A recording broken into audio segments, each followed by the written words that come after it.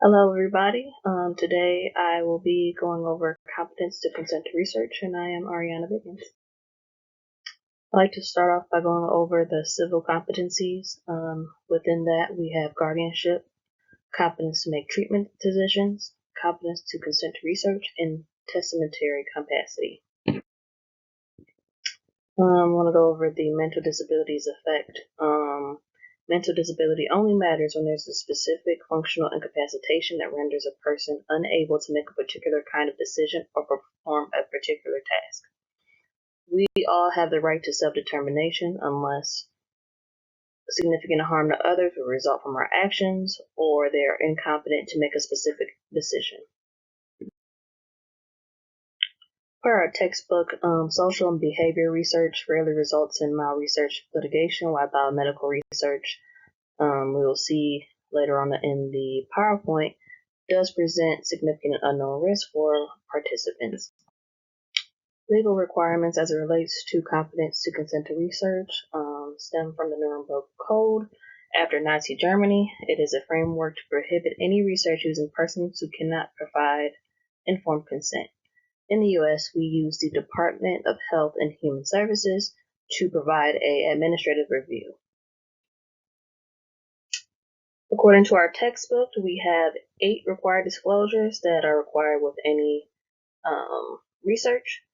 In a little bit less detail from our book, we have study information, any potential risks to the participant, benefits of the study for the participant and others, alternative solutions to the research, any confidentiality issues, any compensation provided or medical treatment, contact for questions, and a statement that explains that the participant can leave the study at any time with no risk.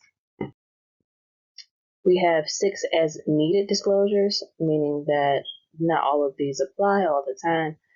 These would include any risk to a newly pregnant person's embryo, subject's participation may be terminated by the investigator without consent, costs that may accrue for the subject as a result of the research, procedures for orderly termination, and possible consequences, the statement that new findings developed during the research may be related to continued participation, and that would be provided to the subject, and approximate amount of people in the study.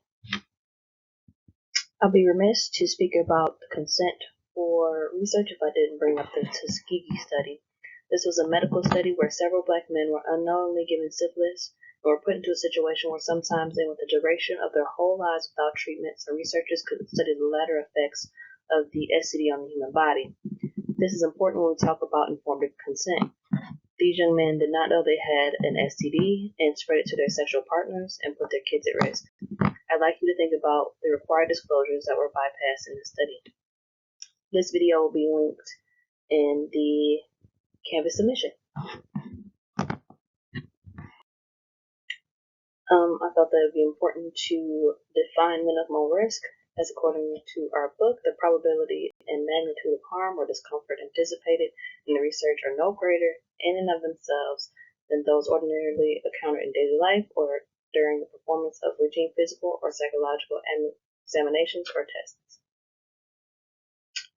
Research on prisoners is prohibited because of potential coercion unless the study is related to the study of criminal behavior or incarceration and involved only risks that would be acceptable by non-prisoner volunteers and does not have any acceptance for participation that would unduly influence the decision of whether or not to participate. So we have research on kids. Research on kids requires the assent of the children and permission from parents. Elementary age children were no significantly less competent than adults at assessing proposed research. However, it was stated in our book that 7 and 12-year-olds were competent on why the studies were being done, but had difficulty describing benefits and risks. The kids were likely to stop the research if the researcher advised they would not be upset if they stopped. Research on the mentally infirm. As stated in our book, general regulations for human research, meaning that there's not specific rules put in place for them. There's just still informed consent from them or guardians is required. So this is basically research on research. Several research measures have been developed that specifically assess various abilities relevant to competence to consent to research participation.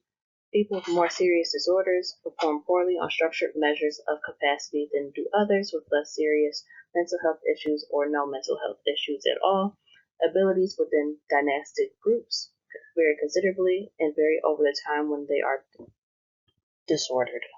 So basically meaning that somebody who has autism cannot be expected to perform the same as another person with autism, and that can be assessed over the course of the study to make sure that they're still competent. Poor performance measures can be remediated by educational interventions. People deemed incompetent shouldn't automatically be excluded from research. There are experimental treatment risks. Participants often don't know that they were in a study. They agree to treatment, and that can lead to therapeutic misconception, which can affect the patient as well as the researcher. You have the risk assessment for consent to research is different than the consent to treatment.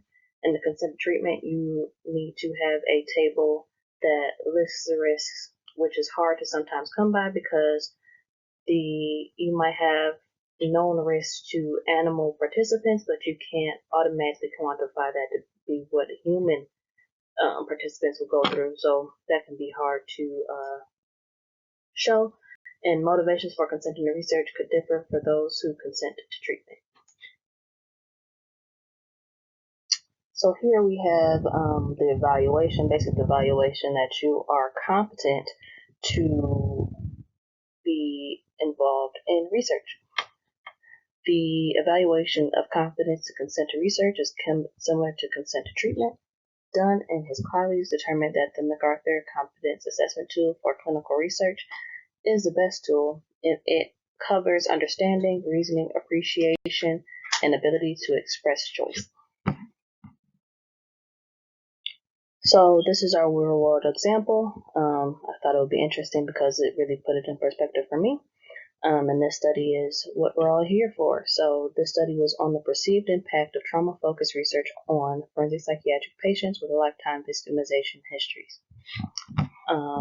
I would like to draw attention to the consent portion of this report. They touch on the consent form and how participants gain informed consent through sharing study goals, the voluntariness of participation, the limits to confidentiality, and their rights.